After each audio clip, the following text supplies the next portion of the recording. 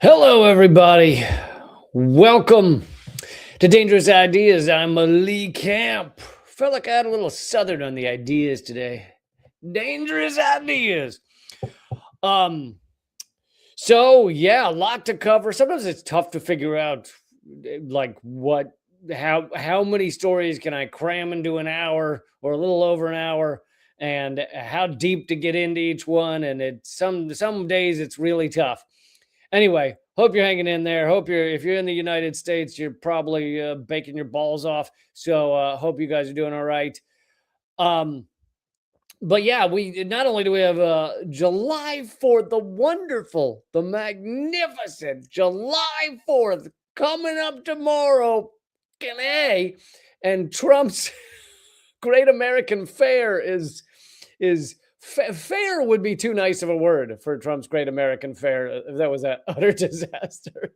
Hopefully, I'll give you a little bit of that later. But we're going to start off, and hopefully, I want to dig into July 4th a little bit as well. But we're going to start with a little update about Iran, and also we are not just celebrating July 4th; we are also celebrating, perhaps wrong word, 1,000 days of genocide.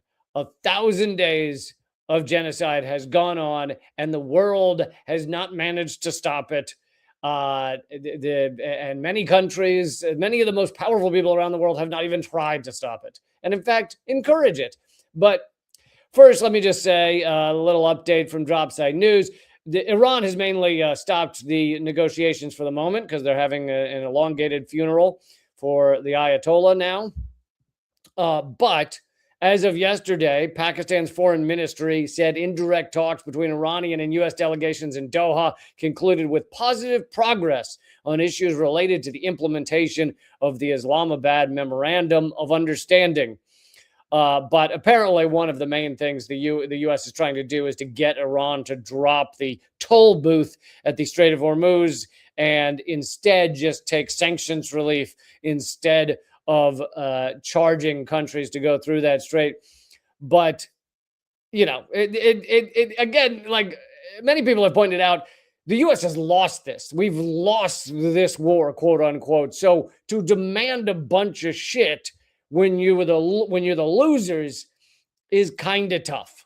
It's kind of going to the negotiating table and saying we lost, and here's what you're gonna give us is a little bit weird. It strikes people wrong in a certain way.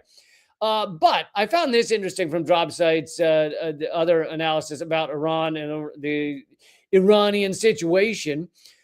Did not have a lot of information. Believe it or not, I do not have information on all of the things.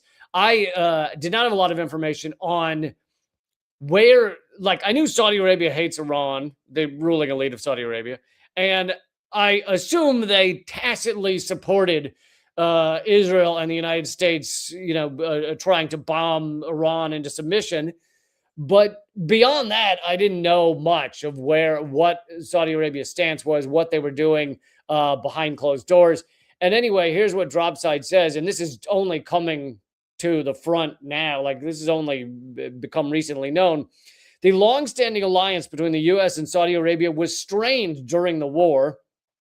According to a Wednesday report from the New York Times, Crown Prince Mohammed bin Salman initially pushed President Trump to take a harder line against Iran during the conflict, the report said, but shifted to urging a ceasefire after Iran demonstrated it could disrupt the Strait of Hormuz and threaten Gulf states. Now, as you guys know, and I often relay to you, the New York Times is utter garbage. But when they report something like this, that's like, a month after the actual fighting and is not really going to move the needle on things, it's not usually designed for current manipulation or propaganda, then it's probably mostly true because it doesn't achieve some end. It's not the New York Times trying to get Americans behind the idea of attacking Iran more or things like that.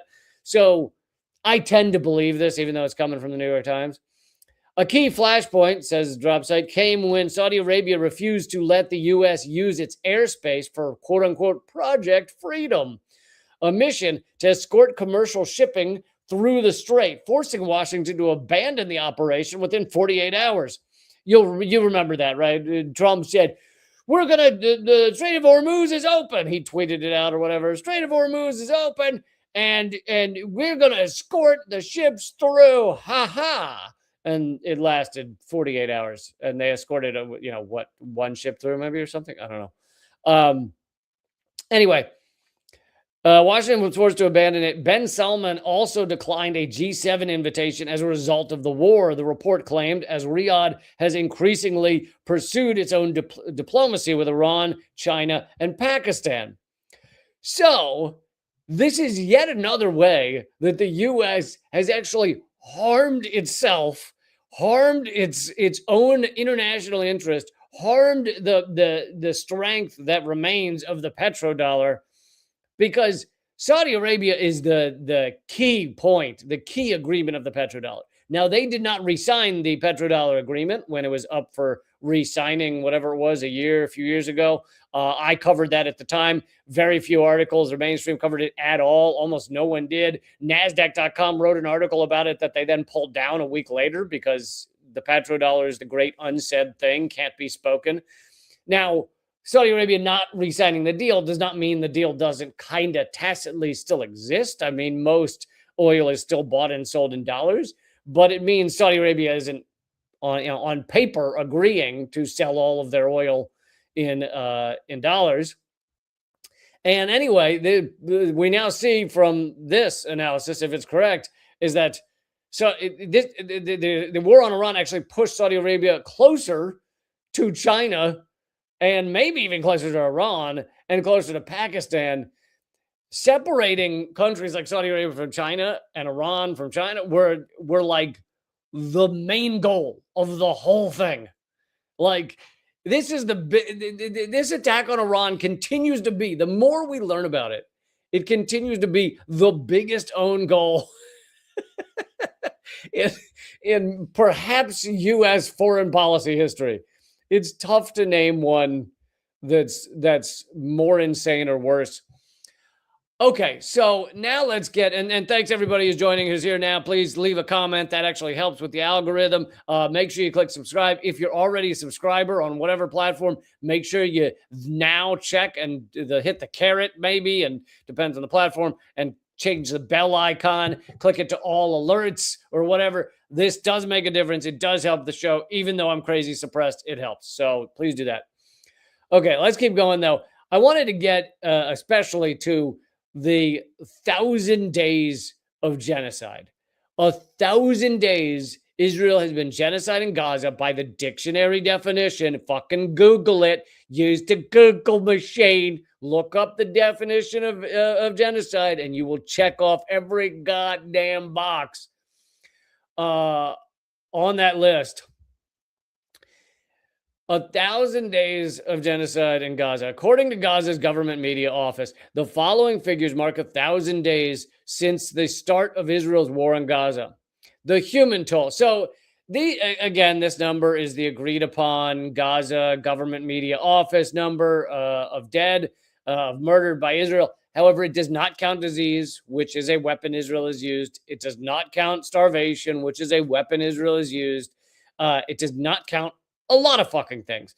I'm not even sure. Actually, I think it probably doesn't count if your leg is blown off by a bomb, and due to Israel stopping all medical care, blowing up all the hospitals, and stopping all the medicine, your leg ultimately, due to infection, kills you a month later.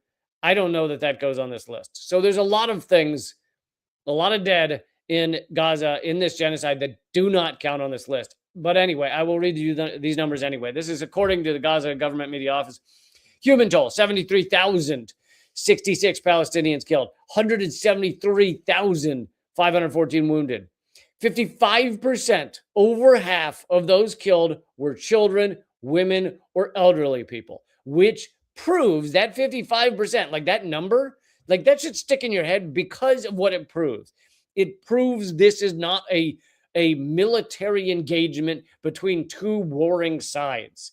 If you are two battle soldiers, groups of battle soldiers against each other, you have very few children dying. It's like the children that die are the ones that snuck on to the front lines, 8-year-olds wearing a fake mustache when they went to the recruitment office. Like very few children dying. The upper limit of the average of children dying during war is 8%.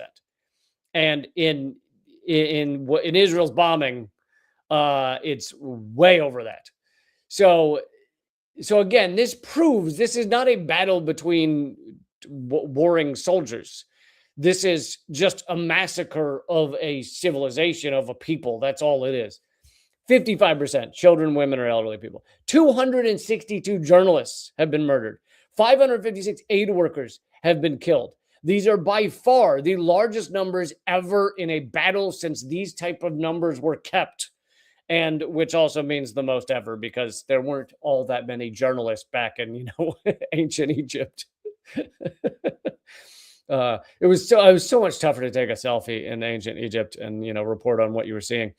58,800 children have been orphaned, with only one parent or none left. More than 2,700 families erased from the civil registry, whole families. And again, that's by design. This is not like, oh, these families accidentally died all at once. Like, Israel had programs where they would track someone they thought was connected to Hamas. Didn't mean they were, but they thought they were. And they then waited for them to get home to kill their whole family. Like, by design. And there's a lot of people that may know some of these numbers and don't realize they're by design. They think it's accidental, like, oh, well, they were bombing and they went overboard. No, it's by design to kill families. Thank you, Jolly Lollipop, for supporting the show. Really appreciate it.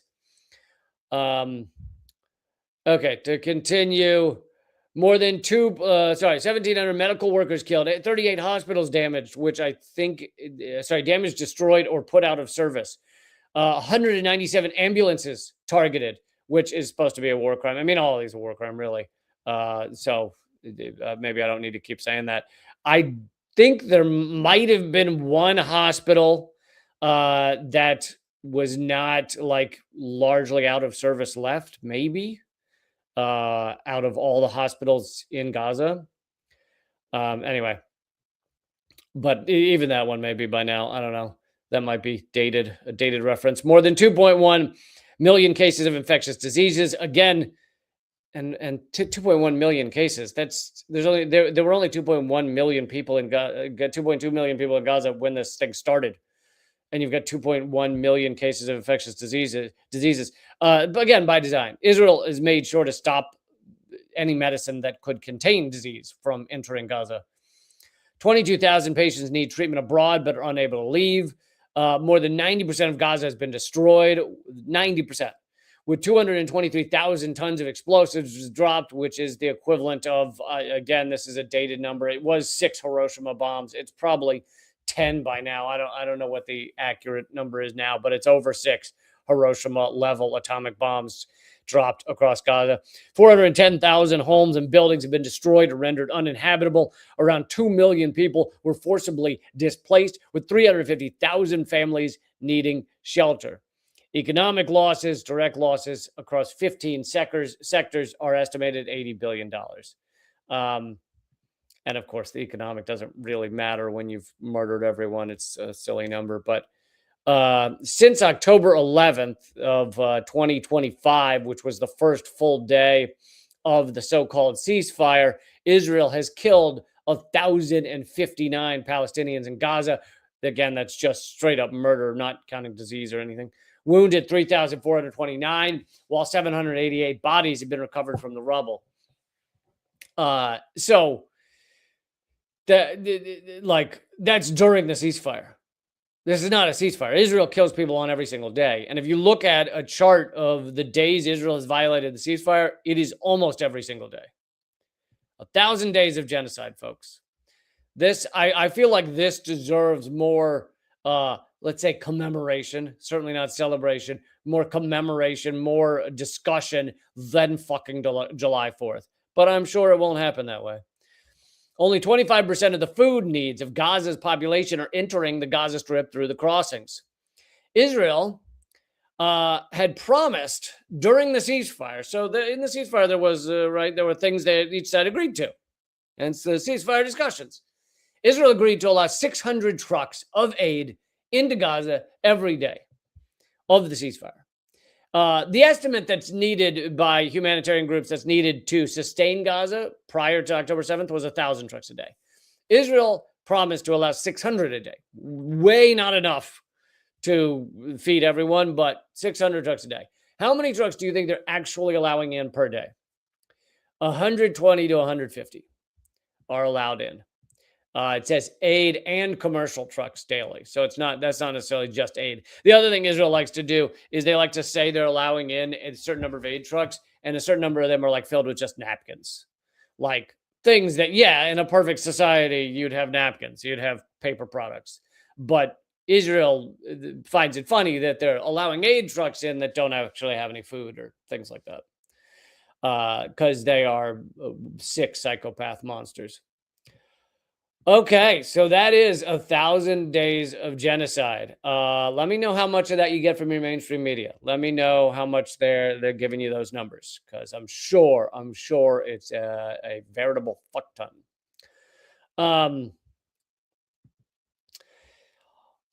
Also, this coming from Novara Media.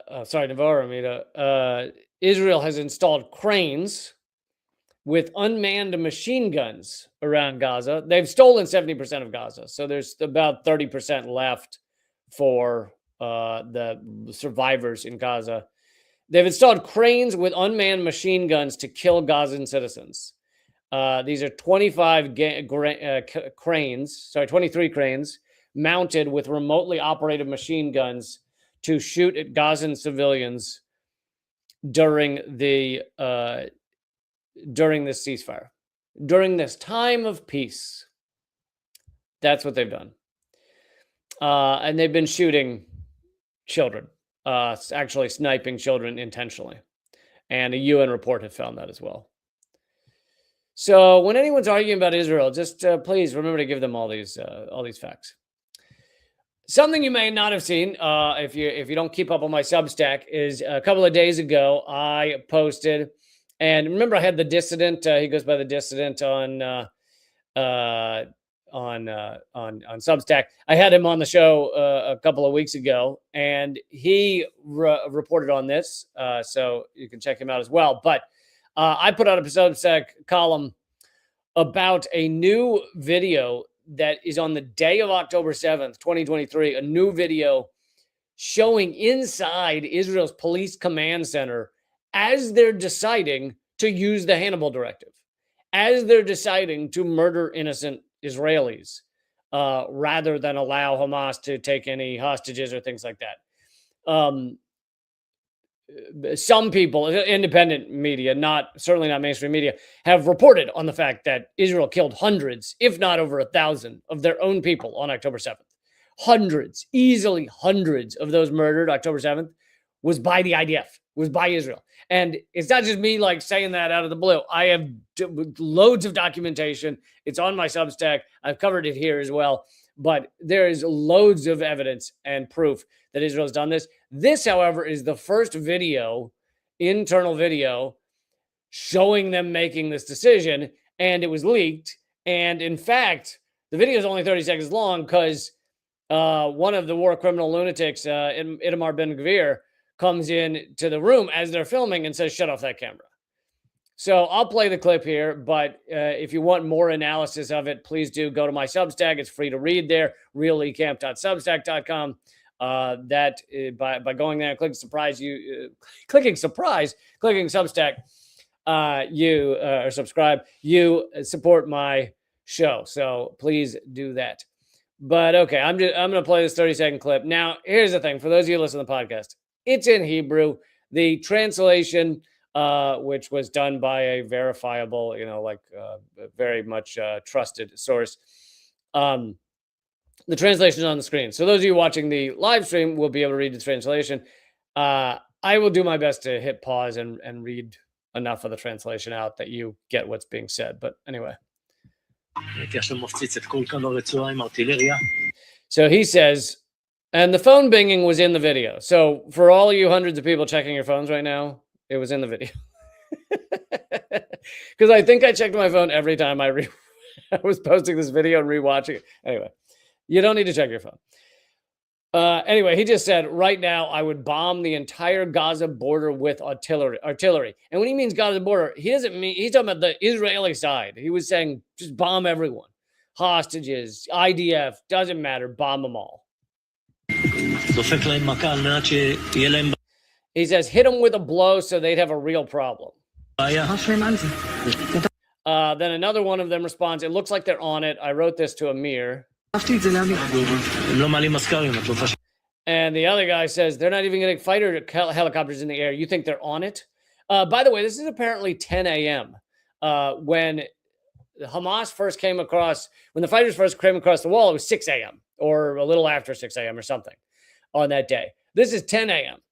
And it might seem to be a contradiction that Israel both allowed this to happen, didn't respond for hours, and then went ahead to obliterate everyone.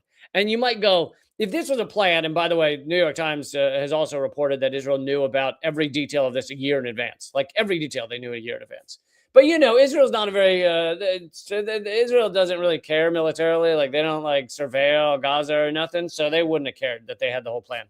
Anyway, so you might go, those two things seem contradictory. Why would they not respond for hours and then obliterate everyone? Well, think about it. If you want what Israel wanted, which was a casus belli, a reason to commit mass genocide and steal almost the entirety, ultimately the entirety of Gaza, why would you, if you wanted that, you need a large event. If Hamas fighters started to come through the wall and you caught them in the first 10 minutes and murdered them all, and, you know, one hostage is taken, that's not going to do the job, right? That's not enough. You need something big to happen. Well, how do you have something big happen? Two ways. One, you allow it for hours to go on. Two, if it's not enough killing, because Hamas's plan was not to kill.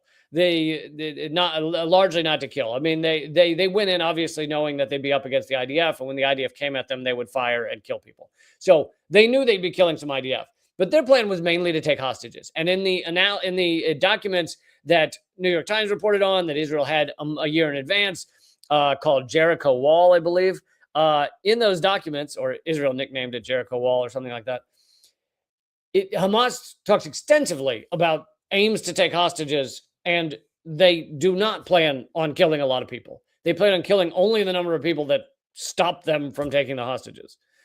And so if that were to go down, like if Hamas takes the hostages and doesn't kill many people, well, that's also not much of a reason for mass genocide, is it? That's not enough of one.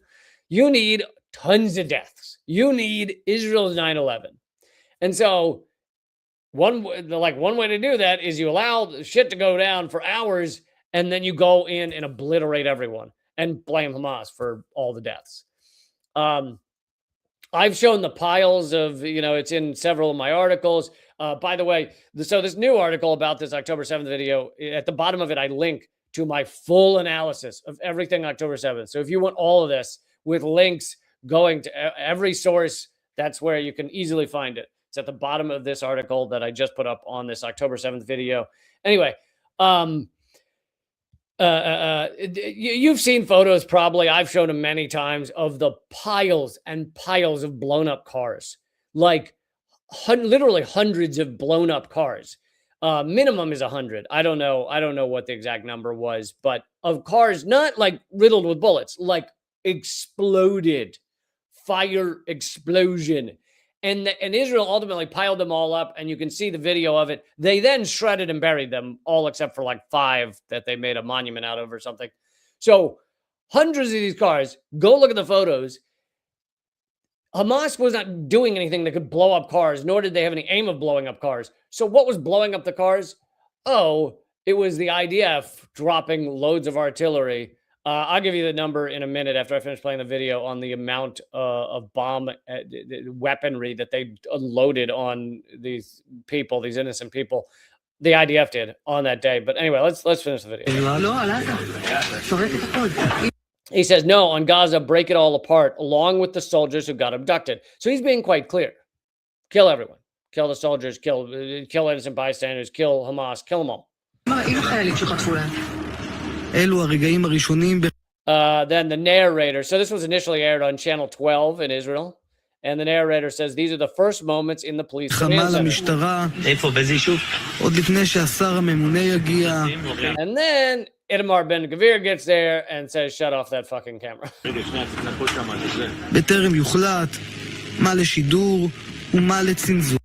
And the narrator says this video was taken before they decided what would be censored, what would be covered up. And so he tells them to turn off the camera, and they're not allowed to continue filming. And on top of that, this wasn't even supposed to be, even this much was not supposed to be aired. It was leaked out just recently after years. Anyway, let me, I have the quote here in my article on Substack. Data shows, this was admitted by the Air Force. Data shows that in the fighting on October 7th, the Air Force fired 11,000 shells, dropped more than 500 heavy one-ton bombs, and launched 180 missiles.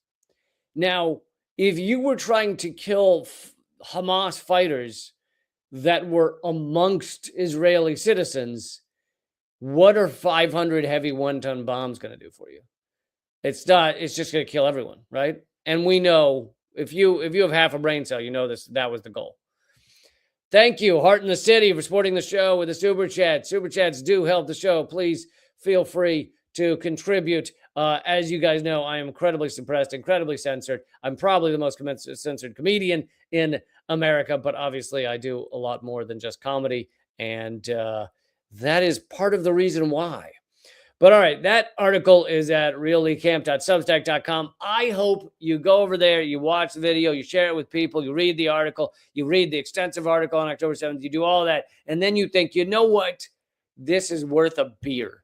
And you donate, you join up for the cost of one beer a month. That would be incredible and would help sustain my work. All right. And would support independent media in general. Okay. To go back to Iran for just one more thing, to circle back to Iran, this was posted, and I feel like this does not get like enough coverage. We obviously covered it a little at the time, but it is like this. If this weren't Iran, and if this weren't such an insane war on Iran, this story alone would last for months. Like there'd be documentaries on this story alone. And instead it was a blip. It was a fucking blip.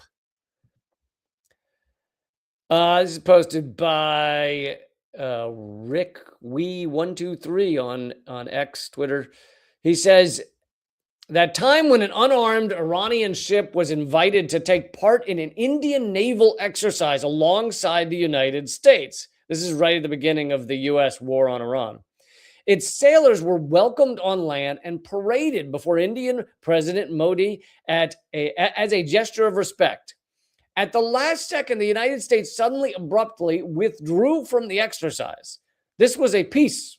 I mean, it was with battleships, but it was a peace exercise, right? All these different countries, battleships all together, showing we're not at war with each other.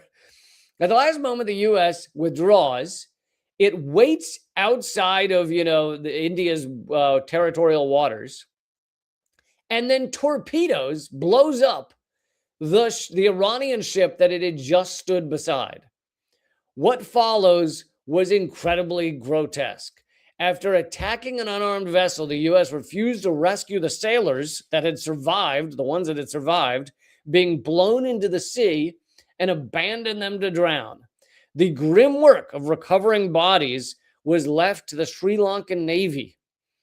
This wasn't warfare, it was treachery of the most disgraceful kind, an ambush carried out under the pretense of diplomacy, followed by a cold refusal to show even the most basic human decency to the dying. It would represent a collapse of every norm that supposedly governs civilized conduct at sea.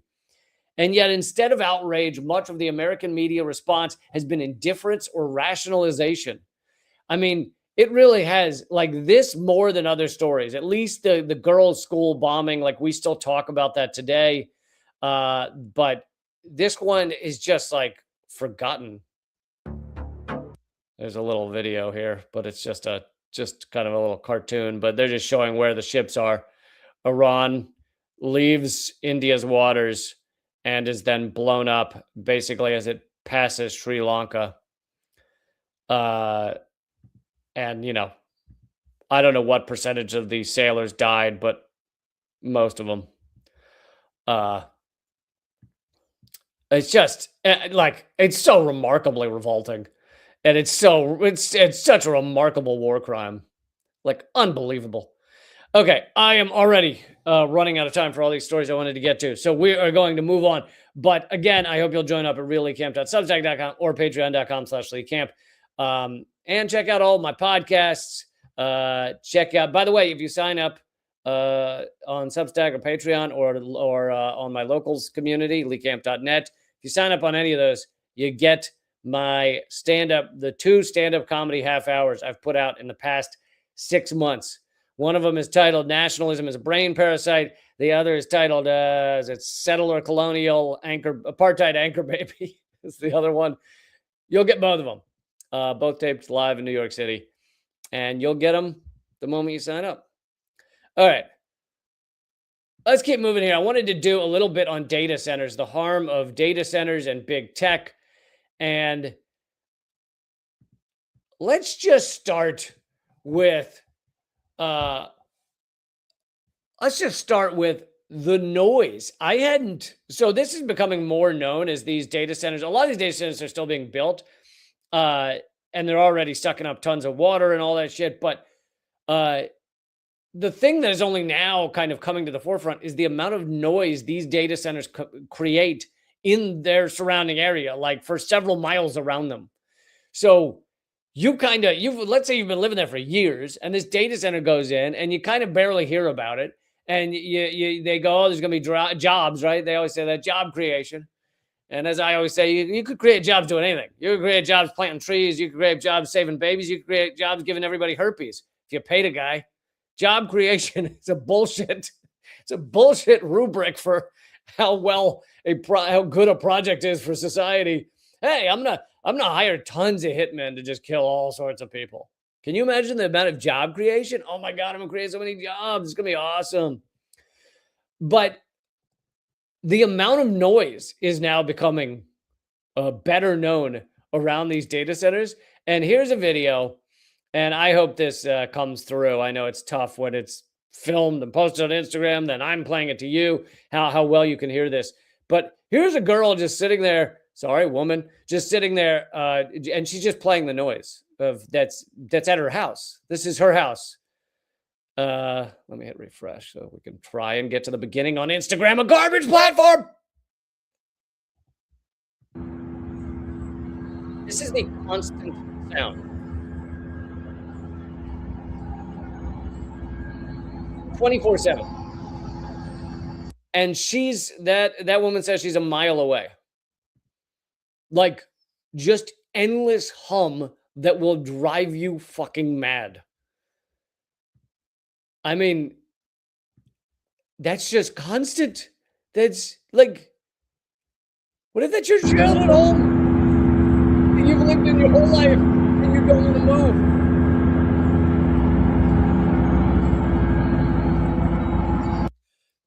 That would be awful. I mean, it'd be like, sometimes they put in airports and all of a sudden people are underneath these jets shaking their windows. So yeah, it's not like other projects. Sorry. It's not like other projects don't do that, but this is 24/7 nonstop. Like, holy shit. It's almost like an experiment to see how thoroughly they can drive people mad or how quickly they can drive people mad. All right, now let's talk about the energy use real quick of these data centers and big tech. The energy use of big tech is shooting through the roof.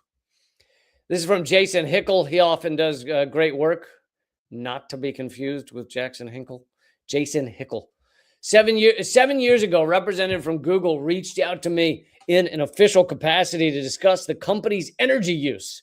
I told them it would become necessary for major firms and core economies to reduce energy use in order to enable Paris-compliant decarbonization, the Paris Accords.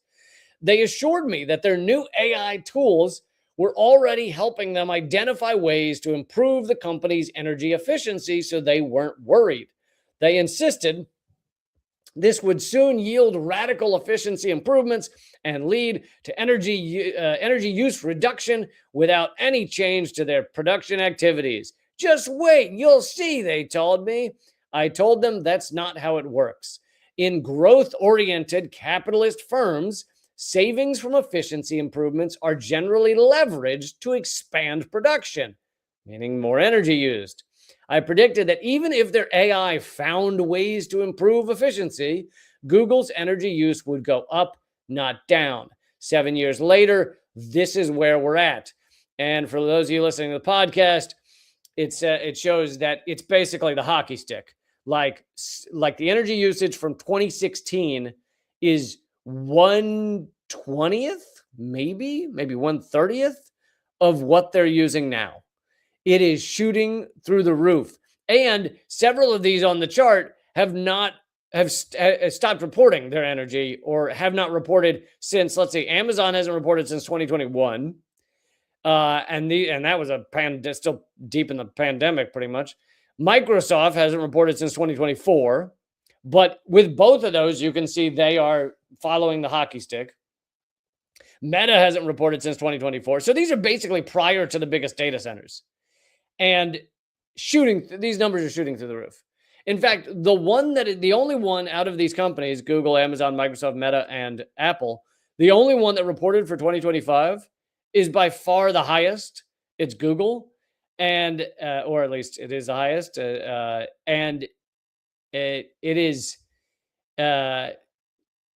It's likely that the other ones would be far higher, except they've just haven't reported since 2024.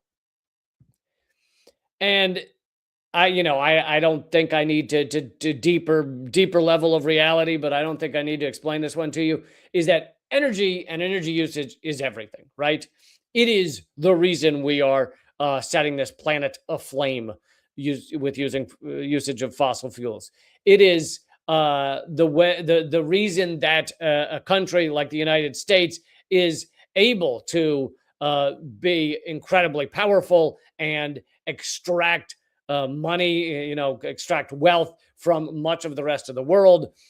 These things feed on each other. The more extractive you are, the more energy you use, the more industry you have, the more energy you use. These things feed off each other. We have to have access to a lot of energy. So the United States has done everything they can to get energy, to get oil, to get quote unquote natural gas, euphemism for fucking bullshit, to get coal, get coal.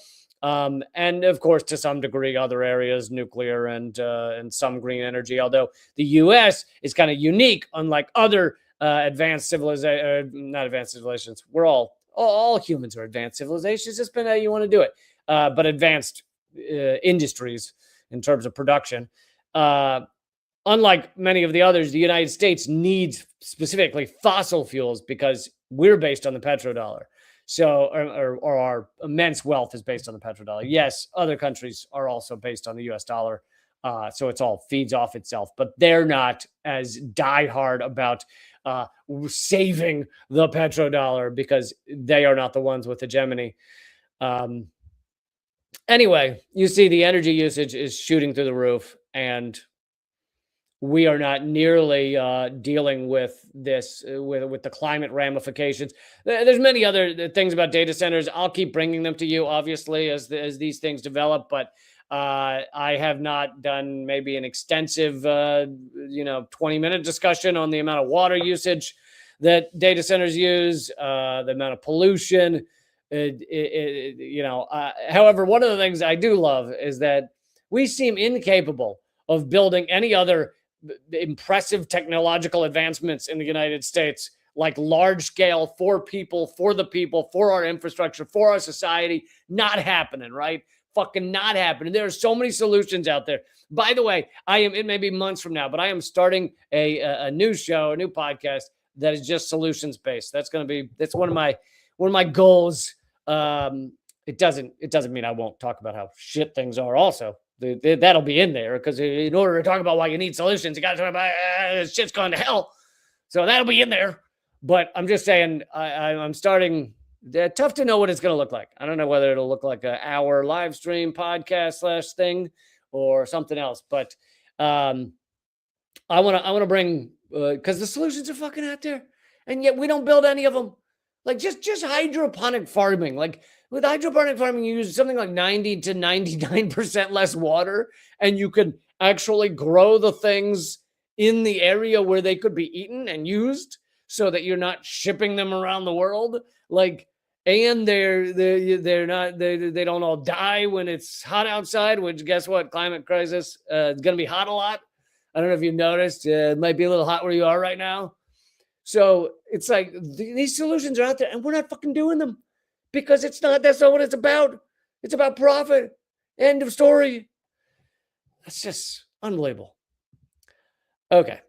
Of course, long-term profit, you would do all these solutions, because long-term, you need a society that sustains. You need a society that doesn't collapse from climate crisis. So if the ruling psychopaths were about long-term profit, we'd be doing all this shit. Everybody in the chat, I am seeing some of your posts. Obviously, it's tough to do the show and see them all, but thank you so much for leaving comments. That actually does help the algorithm. I see this seems to be a regular thing on the show. I'll see comments of people going, "Oh my God, Lee Camp, love your stuff. Wow, so cool." And you're like, why are they suddenly noticing that I'm still doing shows every week? Like, why is every week do you see someone who's surprised that I'm doing these live streams? And I'll tell you why. Because I am so suppressed that it's very rare that people who don't like watch every fucking episode are shown my episodes. So like, if you're here every episode, you may see me recommended on YouTube sometimes. But if you aren't watching everyone, then they're going to stop showing it to you. And what that does, like that basically destroys all the organic growth, which was the point of YouTube, Facebook, all of them. The design of them was, we'll show them to a certain fraction of people that have never heard of you. And if a certain fraction of them like it enough, we'll start showing it to all kinds of people, because it turns out people like it. And I get like zero of that especially on YouTube and others. So basically, you have a lot of people that might be fans of mine from the Redacted Night days, maybe other stuff, and they're like, "Oh my God, Lee Camp's doing a show." And this is my world. This is my life. Okay, let's get to some July 4th analysis that you won't get very many other places. There's another one. Hey, Bernie. Bernie says, "Oh my God, Lee Camp. Hey, Bernie. Good to see you." Yeah. Legit, Bernie just said, "Good to see you. Where you been?" I've been fucking here doing live streams 3 goddamn days, putting out columns on Substack for free 3 goddamn days a week, putting out Unredacted Tonight every week for a year until I couldn't afford it anymore. I've been here. They just won't tell you about it. Putting out podcasts. I got podcasts out there. I got all this shit. It's all there. It's all there. Anyway. All right, so you can't talk about July 4th without talking about Trump's amazing disaster. Now, I know this story has been on mainstream media, so I'm not going to spend much time on it, but I lived in Washington, D.C. for 8 years while I was doing Redacted Tonight, and so I know the mall pretty well. The mall, for most of you know, is this giant area in front of the Capitol. It's green space, but it's also got the Smithsonian museums around it, and it leads up to the reflecting pool and all that stuff. Washington monuments at the end of it. Anyway, Trump did his Great American State Fair, which sounds like a 6th grade science project, in that it's like a little booths with people just like holding up, like, actually 6th grade, I said science, but geography project, where it's like, pick a state. We legit did this when I was in school. You pick a state that you don't live in, and you do a little poster about it. And so they had booths for each state. but a lot of states didn't show up. Like 10 states didn't even show up. Other states like showed up, but just like they were like, I don't know, here's some keychains that say Utah on them. There you go. You know who else didn't show up was people. People didn't show up because why would you? And so legit, for those of you listening to the podcast, there is a photo here of an utterly empty National Mall with one guy on a rascal scooter. and you see a few people on the side. It's just remarkably empty. And then there's other photos. Here's one from, let's see, from above that you can just tell there's nobody there. Here's another one with a guy who appears to have died on the on the lawn. And anyway, it was just a complete disaster. So then they, as far as I could tell, they basically canceled it, but claimed it was due to inclement weather. They were like, because of bad weather, we have to cancel it. But there was no bad weather. It wasn't even hot yet. Like now I know it's like near 100 degrees or whatever, but this was in the days, this is a couple of days ago before it was even 100 degrees.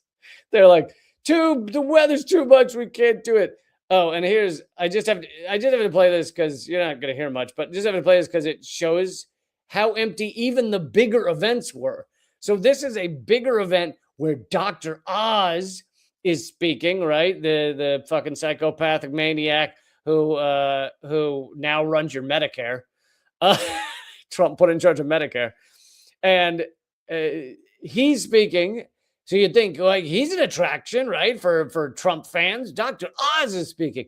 And Dean Cain, the former Superman on the TV show that you watched in the 90s, he's also a far-right lunatic. And they're both speaking. And here's the number of people that showed up. And it's because there's tons of people here. That's Dean Cain, I think, saying tons of people here. Huge space, and it's just going to get more and more crowded as the week goes on. Camera pans around and utterly empty. Not only do we have a lot of people here, we have people that you want to have here, like Stacey Garrity. That woman's going to be next governor of Pennsylvania. There we go. And the people at the stage, like even the people that have come to watch, it's like 20 people.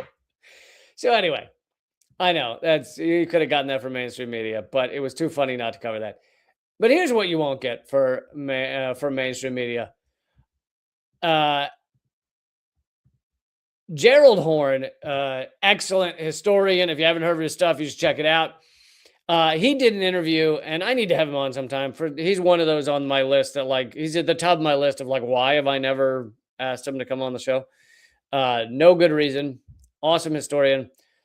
Anyway, he did an interview that was printed in Popular Resistance. Popular Resistance, another great outlet. By the way, if you're looking for an outlet that has all the great outlets, go to radindiemedia.com. I don't promote it enough. It is a website that Eleanor Goldfield and I created. By the way, she's sorry she couldn't be here today. And it's completely free. radindiemedia.com. Do I really not have a thing for it? Okay, I guess I don't have a thing for it. radindiemedia.com, and it is completely free to use. There we go.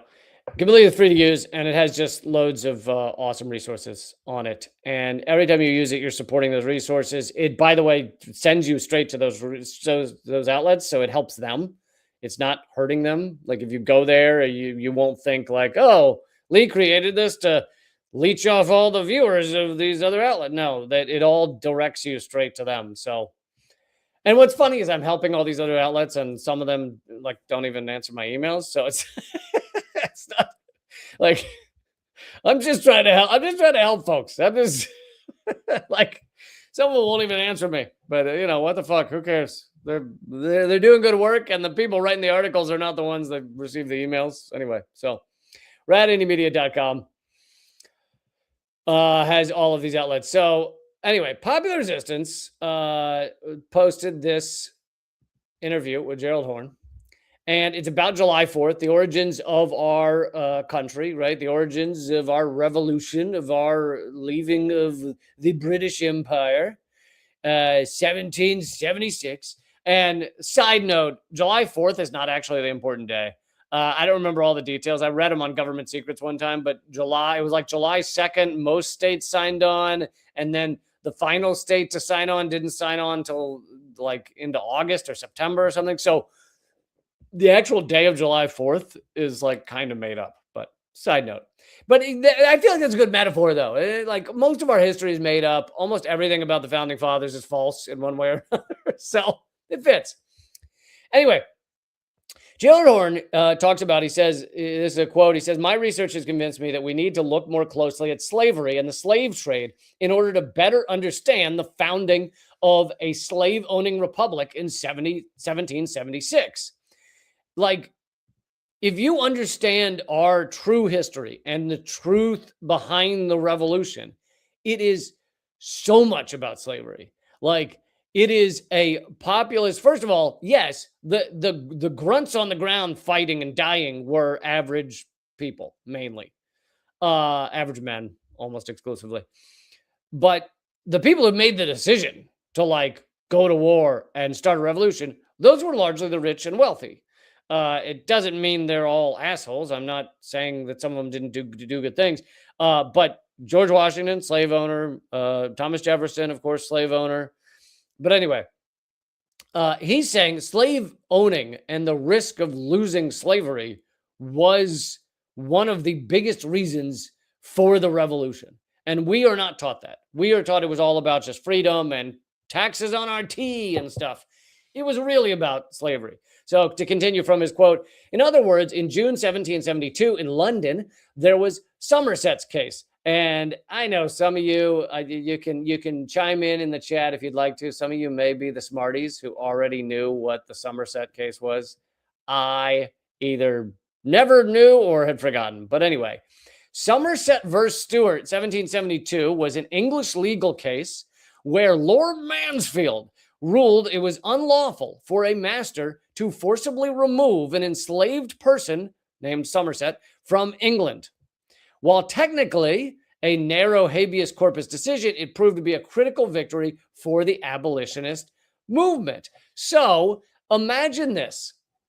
If you are in the area of the U.S., it is not 1776 hadn't happened yet, so there's no revolution yet, so you're part of the British Empire. A British legal case has just come down saying you cannot remove a black person, but an enslaved person from Britain.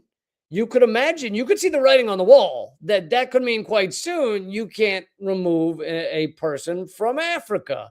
And the people who had been removed from Africa or from Britain to the United States, maybe a new decision comes down that says, well, you know what else is those people deserve their freedom. So if you are a slave owner, you start seeing the writing on the wall. Like that case is big that was 1772. He continues, there was Somerset's case, which seemed to suggest the case's initial meaning, which of course was for England, could be extended across the Atlantic to the colonies. This caused great consternation in the colonies, not the least since the colonial economy was underpinned by slavery. It was not only the slave trade itself, which brought spectacular profits, sometimes as much as 1,600%, but it's also that these profits are reported to allied industries, banking, shipping, insurance, etc. Basically, the entire economy in the U.S. at the time, whatever, it wasn't the U.S., but, you know, in the Americas, the American colonies, the entire economy was based around slavery. So even the founding fathers, who are essentially the rich, I mean, if they're not the rich, they're at minimum the ruling elite, even if they didn't, even the ones that didn't have slaves, not George Washington and Thomas Jefferson, their careers and their wealth and their economy was still based around slavery. So they had a lot to lose as well. And then that in itself was developing the productive forces of the colonies, which then began to strain at the colonial leash. And the combination of these factors led to the Declaration of Independence in 1776. The usual story runs that and by the way, you know, I don't know that I need to repeat this, but when they wrote in the Declaration of Independence, all men are created equal, they knew what they meant. They meant it's estimated 6 to 10% of the population. 6 to 10% were the men they meant. They did not mean Black people. They did not mean Native Americans. They did not mean women. They did not mean children. And they did not mean non-landowning men. They specifically meant all men are created equal, and that meant all landowning men. Those were the ones with a right to vote, or that they planned to give a right to vote. So it was 6 to 10% of the population, and they knew that. They didn't, when they wrote all men are created equal, they knew what they were saying. They didn't have to be explicated. The usual story runs that these Olympian founding fathers, in their utmost wisdom, revolted against tyranny from a despotic monarch in London, established a glorious republic with freedom and justice and liberty for all, as embodied in a wondrous constitution that emerged subsequently. Quite frankly, in a stunning array of ideological diversity, scholars and ideologues from, is it ideologues or ideologues? I don't know. From left to right have basically bowed down before that creation myth. And I'm going to skip ahead here in the interview again. And if you want to read the whole thing, it's on Popular Resistance. To be fair, there were about 15,000 Africans in London in the 1770s. They were not the essential component of the English economy, nor the Scottish economy. The exploitation of Africans basically took place thousands of miles away. So when that law came down, when the Somerset decision came down, it really kind of meant more to the Americas, to the colonies, than it meant to the Brits. Their economy was not based on slavery.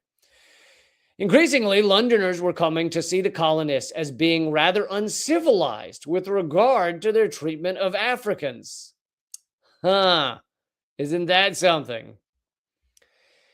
He says, secondly, I think the historians of the colonial North America too often have looked at colonial history as sort of a pre-U.S. history. That is to say, when they look at colonial history, they only look at the 13 colonies. This is interesting. I never even thought about this. They don't look at Jamaica, Antigua, Barbados, because if you're thinking about that whole stretch of area is British colonies, right? These are all British colonies, right? It's just that the ones on the continental United States decided to ally with each other, whereas the ones outside of that were not part of the alliance. So if you're thinking about pre-1776, you've got to count those other colonies in your analysis. They don't look at what was going on there, even though these sites were all a part of one empire, even though there was a lot of back and forth, because those islands and the North American mainland, even though all of them were administered from London, even though a number of leading colonists on the mainland were either born or spent time in the Caribbean, such as Alexander Hamilton. But so, of course, those other colonies played a role, and they also served to show the colonies in continental United States, the ones that became the United States, to show them what they had to be afraid of, like slave revolts. I mean, the slave revolt in Haiti, although I think that happened later, but like those things were weighing on their mind. These people were like, oh shit, slaves can be freed. There can be revolts. To continue along that train of thought, the Virginians at the time were the locomotive of the revolt of the American Revolution. The Virginians being Patrick Henry, Thomas Jefferson, George Washington, all the familiar figures, many of whom are on the currency in your wallet. I think that also reflects the fact that before the U.S. Civil War, Virginians and slave owners dominated the White House and dominated the Congress. Then there were others that supported the revolution that were not Virginians. John Hancock, for example, was a leading slave owner in Boston. John Adams, who was the second president, was a leading lawyer and propagandist for slave owners. Lord Dunmore, who is a well-known figure in terms of this period, he was the last colonial governor of Virginia. And in many ways, so he's representing the Brits, right? The crown. In many ways exemplified the worst nightmare for the settlers by seeking to arm the Africans to help squash an incipient revolt. Think about that for a second. These British governors that are answering to Britain, when they start hearing talk of revolt, one of their options that they're thinking about is, well, what we'll do is we'll arm the slaves and free the slaves, and then they'll squash the revolt. They'll serve as our army. So you have these ruling elite, the plantation owners, the George Washingtons, Thomas Jeffersons, etc., thinking, holy fuck, we got to have a revolution before these governors decide to arm the slaves and send them against us. Like, these were this is the type of analysis the ruling elite at the time are pondering. But Lord Dunmore was not alone. What helps to encourage North Carolina settlers to revolt was the fact that their last colonial governor, Governor Martin, was also accused of acting similarly. So this Lord Dunmore was not the only one who was like, well, if they keep moving towards this revolution thing, we'll arm the slaves and we'll send the slaves at them. Yeah, so it's like slavery was one of the biggest, if not the biggest, reasons for America's founding event, the American Revolution, July 4th. And you can do with that as you want. You could say, well, that doesn't make America a bad country, or well, that makes America evil from the beginning. Like, do with it as you will. But I'm a big proponent of truth. I don't know why. It's always been a thing I just kind of like. And so I just want people to know the fucking real history. Like, here it is. Do with it as you see fit. But I just hate bullshit history. It's like, what are we doing with all the fake shit? By the way, every founding fucking story is fake. Everyone. Liberty Bell, fake. Betsy Ross and the Flag, fake. War of 1812 and the Star Spangled Banner, fake. That great line from Seinfeld. Seinfeld, not great anymore, but 1812, first of all, just to give you the rundown in 3 sentences. For Star Spangled Banner has 2 verses we don't sing. One of them is about how any slave who escapes and joins the British, and if you were a slave, would you not join the invading army because you're you're enslaved? Like, wouldn't that be something you'd think about? It says any escaped slave is going to hell, and their bodies are going to rot in hell, or whatever it is. For some odd reason, we don't sing that verse anymore. Go look up the lost verses of the Star Spangled Banner when you get some time. The other thing, so that Star Spangled Banner was written during the War of 1812, and War of 1812 declared by the United States, and we lost it. We 100% lost the War of 1812. Go read the history of the War of 1812. We declare war. We go on to fight for several years. We lose almost every battle. The only 2 big ones we won were Baltimore and New Orleans. But New Orleans happened it's like a week or 2 after the end of the fucking war. The word hasn't gotten there yet. They just kept fighting, and we won a big battle, but it was after the war. And then when we finally declared peace, we gained nothing. We lost the War of 1812. Anyway, it's everything you think you know about our founding or our origins. It's all fake. And I covered a lot on government secrets, my other podcast that I do on Wednesdays. So, and you can go back and listen to those episodes if you want. They're on free on most podcast platforms. Anyway, to continue from Gerald Horne, in order for British subjects to revolt against the crown, it takes something extraordinary. I mean, because you got to figure they got to go die. Like they're marching off to possibly die. It's got to be more than just their tea is 10 cents more. Doesn't that, now that you know that, and granted, some of you may know this before. I didn't know a lot of this before, recently or several years, some of it several years ago, but doesn't that make more sense than the tea got a little pricey? Like, if you were like, why did they send all their sons off to die? Tea got a bit pricey. It's like, oh, that was kind of the false story. Yes, the Tea Party did happen, but in fact, something else I covered on Government Secrets is the tax on the tea was actually going to the colonies. Like, it was put back into the colony. It doesn't matter. But so there's even lies in the Boston Tea Party story. But anyway, Gyllenhaal continues. He goes in his book. He says, I try and outline and suggest is that what was pushing the settlers toward revolt was what I call the Black Scare. That is to say that this fear that armed Africans would come down like a ton of bricks on their head. The Spanish had been arming Africans since the 1500s, and from Spanish Florida had been repeatedly raiding colonial South Carolina to great effect. So the Spanish were arming Africans in Florida, and they're then raiding South Carolina. So this is not like some paranoia thing exclusively. There's a reality to it that is happening. Also, he says it was giving a jolt of adrenaline to the abolitionist movement, which was growing by leaps and bounds in London at the time.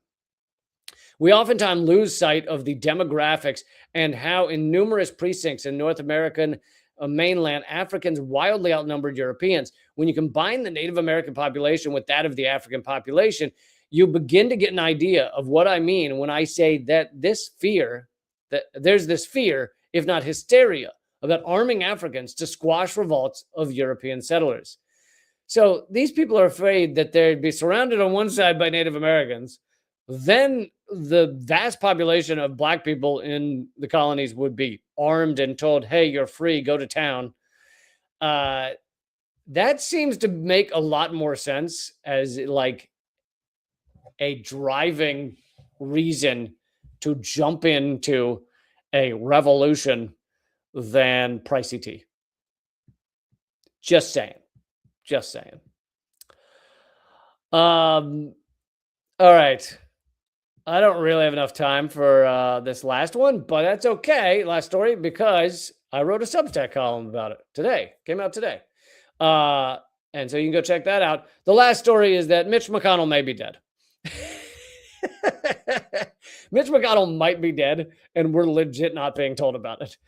Like, it just got leaked today that he had like a cardiac arrest involving CPR at his house or his mansion or whatever in DC, and he's been in the hospital for 2 weeks, and and no one will tell anybody anything, and it's quite possible he's dead. But the reason, and you might go, who gives a shit? I don't give a shit either. But which is what I talk about in my column. My column is like, what a great metaphor for what the American government has become, and specifically Congress. We don't know whether one of the Republican leaders of the Senate is dead or alive right now, and it doesn't matter. It has impacted nothing. And like, that says a lot. That says a lot.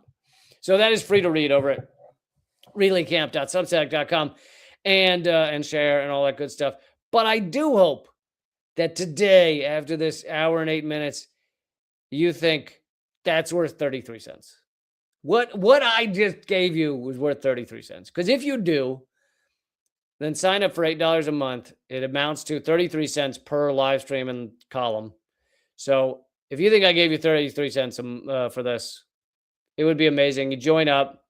You get all those free things. You get, I'll email you within the span of a day or two, both stand-up half hours, stand-up comedy half hours, and my ebook, Dangerous Ideas. You get all that the moment you sign up, or a day or two.